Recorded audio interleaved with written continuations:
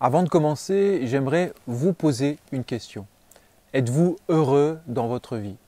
Alors vous me répondrez sans doute, c'est souvent compliqué, j'ai des contraintes, j'ai des problèmes, mais j'essaye dès que je peux de faire tout pour l'être. Car sans doute le but de la vie pour tout être humain, c'est de chercher et d'essayer d'être heureux.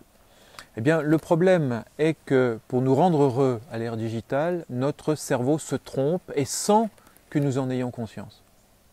Aujourd'hui, la première activité des êtres humains, ça consiste à regarder des écrans. Par exemple, notre cerveau nous incite souvent à passer du temps sur notre mobile. Alors vous allez me dire, c'est normal, ça me plaît, j'aime être par exemple sur les réseaux sociaux. Je vais vous expliquer comment de récentes recherches scientifiques nous apprennent à se méfier des illusions de bonheur avec les écrans. Et ces mêmes recherches scientifiques peuvent de l'autre côté nous aider à accroître notre bien-être avec notre smartphone et plus généralement avec les écrans. Alors tout d'abord, la première illusion de bonheur concerne les réseaux sociaux. De nombreuses recherches scientifiques ont démontré que plus on passe du temps sur les réseaux sociaux et plus ça altère notre bien-être, c'est-à-dire plus on développe des troubles dépressifs et des troubles anxieux. D'ailleurs, les adolescents et les jeunes adultes qui vont sur les réseaux sociaux au-delà de 2 heures par jour ont une probabilité plus forte d'avoir une mauvaise santé mentale et également une plus faible estime de soi. Alors récemment, en plus de la durée, les chercheurs ont mis en lumière un phénomène surprenant. Selon que nous utilisons les réseaux sociaux soit de manière active, soit de manière passive, notre morale peut soit s'améliorer, soit se dégrader sans même que nous en ayons conscience. Alors actif, ça signifie que nous privilégions les réseaux sociaux et les activités qui permettent de communiquer avec les autres et de poster par exemple des messages. Alors ça, c'est plutôt bon pour le bien-être. Une utilisation passive, ça signifie que nous allons consommer des informations mais sans communiquer. On va regarder les messages des autres, on lit les tweets, les stories, mais sans y réagir. Alors c'est là que les problèmes psychologiques naissent. Les scientifiques ont essayé de comprendre pourquoi. Et avec les nouvelles recherches, nous avons 2 réponses. Première raison, c'est lorsque nous regardons les posts ou stories des autres sans en avoir conscience, nous nous comparons à eux. On se compare à leur vie. Et comme chaque personne poste des messages ou des photos qui les valorisent, ceux qui les regardent pensent souvent que la vie de ceux qui les postent est géniale. Et que donc, par contraste, la leur est donc moins intéressante. À la fois nous sommes un peu jaloux quelque part de la vie apparemment superbe des autres et à la fois nous trouvons notre propre vie terne. Donc notre cerveau compare notre vie à la vie des autres montrée dans ces photos. Résultat, pour ceux qui le font souvent, ça peut conduire à force à des troubles dépressifs. Il y a une deuxième raison, c'est que notre cerveau nous incite à fréquenter très souvent les réseaux sociaux à cause d'une anxiété qui s'appelle la FOMO. Fear of missing out, c'est-à-dire une crainte que les autres s'amusent sans que nous en ayons conscience et nous sommes quelque part exclus de l'expérience intéressante des autres. Les autres ont des expériences et pas nous. Et beaucoup de personnes qui vont sur les réseaux sociaux ont cette FOMO, surtout celles qui y vont beaucoup et qui sont parfois dépendants des réseaux sociaux. Alors la dépendance est d'ailleurs plus fréquente chez les filles que chez les garçons. Mais ce n'est pas encore une addiction qui est officiellement reconnue. Les garçons, quant à eux, ils sont plus souvent addicts aux jeux vidéo. Alors ça, c'est une maladie mentale qui est quasiment reconnue comme une addiction par les médecins et les psychologues. Pour le prouver, j'ai effectué au sein de mon laboratoire de recherche une étude scientifique sur une population de Français confinés dans leur domicile à cause de la Covid-19 en 2020. Et nos résultats montrent que les Français interrogés ont fortement utilisé les réseaux sociaux de manière passive. Et ça leur a posé aucun problème psychologique. Alors vous allez me dire que c'est contraire à ce que je viens de vous dire. Bien non, parce qu'en cours de confinement, nous étions sûrs que ceux avec qui nous étions en relation sur les réseaux sociaux n'avaient pas une vie plus marrante que la nôtre, que les autres ne faisaient pas plus de soirées ou de voyages merveilleux que nous. Donc, il n'y a pas eu de problème psychologique néfaste à aller fortement sur les réseaux sociaux. Nos résultats montrent que, cependant, en période hors confinement, c'est la comparaison avec les autres et parfois une jalousie ainsi que la peur qu'on ne vive pas les mêmes moments heureux que les autres, qui globalement nous rend malheureux. On a une deuxième illusion de bonheur avec les écrans, le matérialisme.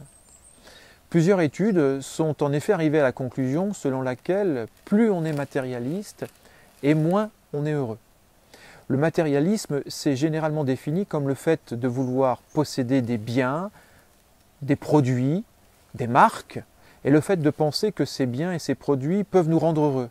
Alors du coup, c'est un cercle vicieux parce que le matérialisme va diminuer le bonheur, et moins on est heureux, plus on veut acheter des produits et des marques pour compenser. Et plus on est déçu, et donc plus on veut en racheter d'autres, etc. Et ce problème commence relativement tôt chez les enfants. Entre 8 et 11 ans, les jeunes les plus insatisfaits à l'égard de leur vie deviennent dès cet âge relativement matérialistes. Les moins heureux vont donc essayer de compenser leur insatisfaction en cherchant à posséder des produits. Mais cet effet ne fonctionne que pour les enfants qui sont fréquemment exposés à la publicité, notamment à la télévision. Quand on regarde la plupart des contenus qui sont véhiculés dans les médias, notamment la publicité globalement, ça joue un rôle relativement négatif dans la mesure où les publicités notamment font croire qu'on est heureux quand on possède des produits et des marques. Soit ils apportent du plaisir immédiat, soit ils sont utilisés par des gens célèbres, extrêmement attirants, comme s'ils constituaient une sorte de récompense et de preuve de réussite sociale. D'ailleurs, les enfants de milieux défavorisés pensent davantage qu'il est important d'acquérir des marques connues, notamment, qui ont un prix élevé, que les enfants des milieux favorisés. C'est donc bien ici une illusion. Et un des problèmes, c'est que les enfants n'ont pas la maturité intellectuelle pour lutter contre les techniques persuasives utilisées dans les publicités. Par exemple, pour les publicités, pour des produits trop gras ou trop sucrés comme des gâteaux ou des boissons sucrées par exemple, ce type de publicité provoque, ça a été démontré, une augmentation du grignotage et du surpoids. On ne peut pas dire que ça, ce soit le bonheur. Alors les effets non conscients de la publicité sont tellement forts qu'ils jouent également sur les adultes. Notre cerveau nous berne en nous influençant à notre insu. Je vous citerai quelques recherches que j'ai menées dans mon laboratoire scientifique.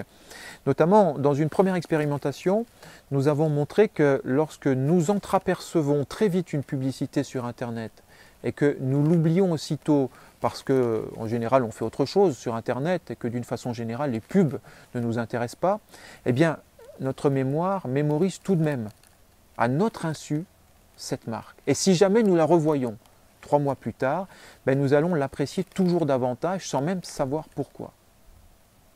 Dans une autre expérimentation que nous avons réalisée, ce coup-ci avec une caméra qui va enregistrer ce que regardent nos yeux, nous avons montré que lorsque des bannières publicitaires sur Internet, pour une marque par exemple, apparaissent en haut d'un écran, alors que nous on regarde au centre de l'écran, et donc on ne voit absolument pas les publicités de manière consciente puisqu'on regarde le centre de l'écran, eh bien notre cerveau les perçoit tout de même et les mémorise à notre insu. Et une semaine après, notre cerveau s'en souvient encore. Et il va davantage apprécier la marque qui était dans la publicité sans même que nous en ayons conscience et sans aucun souvenir des publicités. Alors ça, c'est pour les adultes. Mais nous avons mené également une autre expérimentation auprès d'enfants. Et nous avons montré que ces effets non conscients fonctionnent aussi sur les enfants et les préadolescents qui surfent sur Internet, par exemple. Ces enfants et ces adolescents aiment davantage la marque une semaine après, alors qu'ils ne se souviennent absolument pas d'avoir vu les publicités. Alors c'est problématique. Je vais vous donner une petite technique pour lutter contre certains de ces effets non conscients de la publicité. Au moment de l'achat, si vous achetez sans trop réfléchir, votre cerveau va vous inciter à acheter les marques dont vous avez vu les pubs.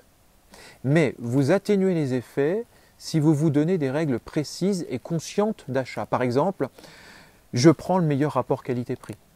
Ou alors, j'achète les produits qui sont les plus respectueux de l'environnement ou les meilleurs pour la santé. Voilà donc une technique, avoir clairement en tête des règles au moment d'acheter. Alors maintenant, quittons ce monde d'illusions. Qu'est-ce que le vrai bonheur avec les écrans? Qu'est-ce que le vrai bonheur à l'ère digitale? Le bonheur le plus profond, on l'a vu, ce n'est pas le bonheur avec les biens matériels. Ce n'est pas la recherche de plaisir immédiat. Mais c'est un bonheur qui est atteint à plus long terme, lorsqu'on a le sentiment qu'on améliore toujours plus ses qualités morales, ses forces de caractère, et qu'on donne un plus grand sens à sa vie dans le sens de ses valeurs, en respectant ses valeurs. C'est ce qu'on appelle le bonheur eudémonique. Alors la bonne nouvelle, c'est que les écrans peuvent aussi contribuer à améliorer ce bien-être, ce bonheur eudémonique. Alors vous comprendrez bien que je ne partage pas l'idée qu'on entend souvent aujourd'hui et qui consiste à critiquer parfois fortement les écrans. On a des recherches scientifiques qui montrent aussi le côté positif des écrans. D'ailleurs, on en a parlé dans un livre au titre évocateur qui s'appelle « Connecté et heureux ». Et dans ce livre, on montre qu'on peut par exemple accroître son bien-être démonique avec des bons films ou avec des bonnes séries.